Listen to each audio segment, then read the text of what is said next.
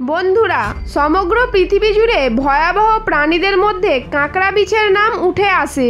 আর যদি একবার কাউকে দংশন করে তাহলে কয়েকদিন পর্যন্ত সেই ব্যক্তির গায়ে জ্বর থাকে।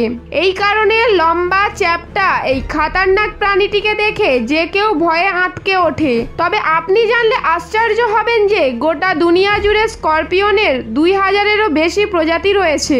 আন্টার্কটিকা এবং নিউজিল্যান্ড বাদে পৃথিবীর প্রত্যেকটি কোনায় স্করপিয়ন দেখতে পেয়ে যাবেন। স্করপিয়নের শরীরে কাইটেন এক্সোস্কেলেটন দিয়ে কভার থাকে আর তাদের মাথার উপরে দুটি চোখ থাকে, যদিও বা 2 থেকে 5 জোড়া চোখ স্করপিয়নের মাথার কাছে উপস্থিত থাকে। স্করপিয়ন সেই সকল এলাকাগুলিতে থাকতে পছন্দ করে যেখানকার টেম্পারেচার 20 থেকে 30 ডিগ্রির মধ্যে হয়। তবে হাড় কাঁপানো ঠান্ডা এবং উত্তপ্ত মরুভূমি অঞ্চলেও এরা সার্ভাইভ করতে পারে। এরা বেশিরভাগ সময়টা রাত্রিবেলা শিকারের খোঁজে বের হয় আর দিনের সময় বিশ্রাম নিতে পছন্দ করে। এই প্রাণীটি যদি কাউকে কামড় দেয় তাহলে প্রচণ্ড যন্ত্রণার পাশাপাশি মৃত্যুর সঙ্গে দেখা করাতে পারে। তবে আপনি শুনলে হয়তো আশ্চর্য হবেন যে এই প্রাণীটি মানুষের জীবন বাঁচানোর ক্ষেত্রে বিশেষ ভূমিকা পালন করে। এরা কিভাবে মানুষের জীবন বাঁচায় সে বিষয়ে পরে বিস্তারিত আলোচনা করছি। তবে আজকের ভিডিওতে আপনি এটাও জানতে পারবেন যে স্করপিয়নের বাচ্চা জন্মানোর পর তারা নিজের মাকেই খেয়ে নেয়। স্করপিয়নের সঙ্গে যুক্ত এমন কিছু গোপন তত্ত্ব রয়েছে যা আজকের ভিডিওতে বিস্তারিত আলোচনা করতে চলেছি, তাই ভিডিও শেষ পর্যন্ত আমার সঙ্গে যুক্ত থাকুন। মডার্ন ডিসকভারির সাহায্যে জানতে পারা গিয়েছে স্করপিয়ন পৃথিবীর সেই সকল পুরাতন জীবেদের মধ্যে রয়েছে যারা এখনো পর্যন্ত জীবিত রয়েছে। স্করপিয়নের জীবাশ্ম দেখে বিজ্ঞানীরা মন্তব্য করেছে এরা ডাইনোসরের থেকেও পুরাতন জীব, আর এই সকল তথ্যগুলি এদেরকে আরও বেশি করে ভয়ঙ্কর বানিয়ে দেয়। কিছুদিন আগে একটি রিসার্চের মারফত জানতে পারা গিয়েছে স্করপিয়ন যখন কাউকে শিকার করে তখন সেই শিকারটির শরীরের দংশন করার পর এক ধরনের বিষ প্রবেশ করিয়ে দেয়, যা সরাসরি সেই শিকারের নার্ভ সিস্টেমের উপর প্রভাব ফেলতে শুরু করে। বিশেষজ্ঞদের মতামত অনুসারে স্করপিয়নের বিষ 2 ধরনের মানুষের জন্য খুবই বিপজ্জনক। প্রথমে রয়েছে শিশু সন্তান অর্থাৎ বাচ্চারা, আর 2 নম্বরে রয়েছে বৃদ্ধ বয়স্ক। প্রকৃতপক্ষে স্করপিয়ন দংশন করার কিছু সময় পর হার্ট ফেলিয়ার এবং শ্বাসকষ্টের মতো সমস্যা দেখা যায়।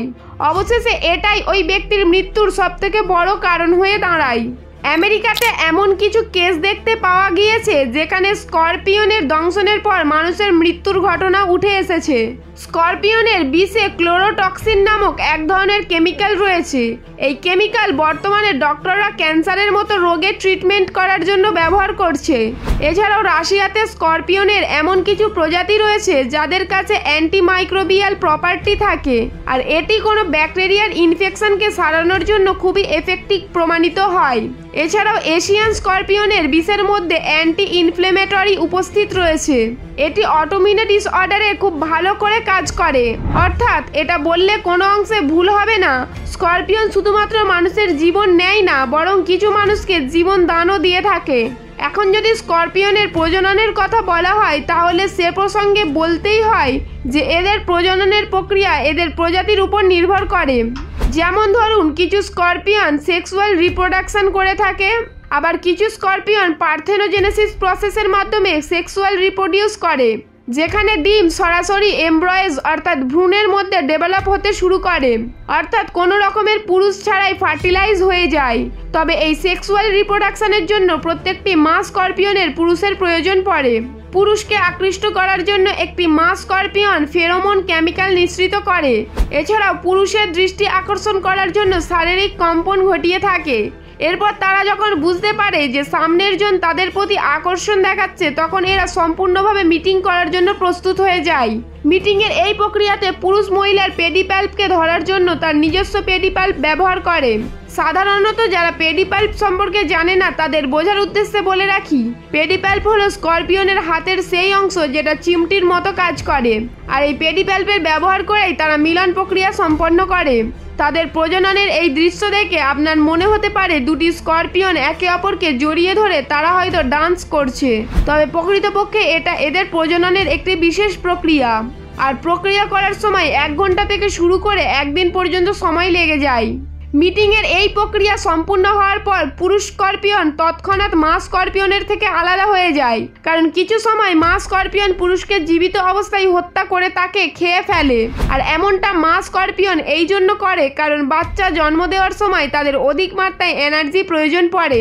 তারপর দেখা যায় স্করপিয়ন ডিম দেওয়ার পরিবর্তে বাচ্চাগুলিকে সরাসরি জন্ম দেয়, যেটাতে তার অনেক এনার্জি প্রয়োজন পড়ে, যার ফলে মিলন হওয়ার পর যখন কোনো পুরুষ স্করপিয়ন তার পার্টনারের কাছে উপস্থিত থাকে তখন কিছু সময় মা স্করপিয়ন তাদেরকে হত্যা করে খেয়ে ফেলে, যাতে করে মা পর্যাপ্ত পরিমাণে নিউট্রিশন পায়। মিটিংয়ের এই প্রক্রিয়ার কিছু সময় পর মা গর্ভাবস্থায় পৌঁছে যায়। এখানে আরেকটি আশ্চর্য রকমের তত্ত্ব হলো কিছু স্করপিয়নের গর্ভ অবস্থা অনেক লম্বা হয়ে থাকে, আর গর্ভ অবস্থায় সম্পূর্ণ হবার পর গর্ভবতী মা একটি সুরক্ষিত স্থান বাছাই করে, যাতে করে বাচ্চা জন্ম দেওয়ার সময় গর্ভবতী মা এবং তার বাচ্চার কোনো ক্ষতি না হয়। গর্ভবতী স্করপিয়ন সর্বদা গর্তের মধ্যে তার বাচ্চাদের জন্ম দিয়ে থাকে। এই ভিডিও ক্লিপটিতে আপনি পরিষ্কার দেখতে পাবেন কিভাবে একটি গর্ভবতী মা স্করপিয়ন তার বাচ্চা জন্ম দিচ্ছে, কিন্তু মা স্করপিয়নকে এই সব কিছু সহ্য করতে হয়। স্করপিয়ন একবারে প্রায় 100টি বাচ্চা জন্ম দিতে পারে। এই বাচ্চাগুলির রং সাদা এবং হালকা হলুদ কমলা রঙের হয়ে থাকে। এই ধরনের দৃশ্য আপনি হয়তো ইতিপূর্বে কখনো দেখেননি। তবে স্করপিয়নের বিষয়ে এমন কিছু কেস রয়েছে যেখানে মা স্করপিয়ন তার বাচ্চাদেরকে জন্ম দেওয়ার পরেই তাদেরকে খেয়ে ফেলে, তবে এমনটা খুবই কম এবং কিছু রেয়ার কেসে দেখা গিয়েছে। জন্মানোর কিছু সময় পর স্করপিয়নের বাচ্চারা মায়ের পিঠে উঠে পড়ে, এরপর তারা ধীরে ধীরে নিজের মাকে খেতে শুরু করে, যদিও বা এই সময় তারা খুবই ছোট হয়ে থাকে আর নিজেদেরকে বাঁচিয়ে রাখার জন্য অনেক খাবারের প্রয়োজন পড়ে। এই বাচ্চাগুলি প্রায় 50 দিন পর্যন্ত এইভাবে মায়ের পিঠে বসে থাকে, এরপর ধীরে ধীরে তারা নিজেদের মাকে খেতে শুরু করে, কারণ ক্ষুধা মেটানোর জন্য নিজের মাকে খাওয়া ছাড়া তাদের কাছে আর কোনো উপায় থাকে না। এই জন্য প্রায় সময়ই বলা হয় যে সৃষ্টিকর্তা প্রত্যেকটি জায়গায় যেতে পারে না, যার জন্য আমাদের মাকে দিয়েছে। আর একজন মা তার বাচ্চার জন্য যা কিছু করতে পারে পৃথিবীর অন্য আর কেউ সেটা করতে পারবে না। কিছু সময় বাচ্চাকে জীবনদান দেওয়ার জন্য মা হাসতে হাসতে তার প্রাণ দিয়ে দেয়। স্করপিয়নের ক্ষেত্রেও এই ঘটনা দেখতে পাওয়া যায়। এখানে মা স্করপিয়ন নিজের বাচ্চাদেরকে সুরক্ষিত রাখার জন্য হাসতে হাসতে নিজেদের বলিদান দিয়ে দেয়। 50 দিন পূর্ণ হওয়ার পর এই বাচ্চাগুলি মায়ের পেট ছেড়ে দিয়ে নিজস্ব জীবনযাপনের পথে অগ্রসর হয়। অপর পাশে এই 50 দিনে বাচ্চাগুলি তার মাকে খেয়ে সম্পূর্ণভাবে কঙ্কালে পরিণত করে। মাকড়সা এবং অন্যান্য কীটপতঙ্গের তুলনায় স্করপিয়নের জীবনকাল অনেকটা বড় হয়ে থাকে। সাধারণত স্করপিয়ন 3 থেকে 5 বছর পর্যন্ত জীবিত থাকে, কিন্তু এদের প্রজাতি 10 থেকে 15 বছর পর্যন্ত থাকে।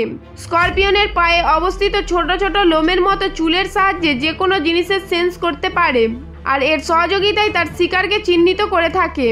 একবার তার শিকারকে খুঁজে পাওয়ার পর খুব ধীরে ধীরে তার পিছু করে এবং পায়ের সাহায্যে ধরে তাকে দংশন করে কয়েক নিমিষে অকেজো করে দেয়। এদের শিকারের মধ্যে অনেক ছোট ছোট পোকামাকড় এবং ভিন্ন প্রজাতির কীটপতঙ্গ উপস্থিত রয়েছে। বন্ধুরা, এগুলো ছিল স্করপিয়ন সম্পর্কে কিছু অজানা আর আকর্ষণীয় তথ্য। স্করপিয়ন সম্পর্কে যদি আপনাদের কোনো প্রশ্ন থাকে তাহলে নিচে কমেন্টে অবশ্যই জানাবেন। তবে আপনাদের মধ্যে কে কে স্করপিয়ন নিজের চোখে দেখেছেন সেটাও জানাতে ভুলবেন না।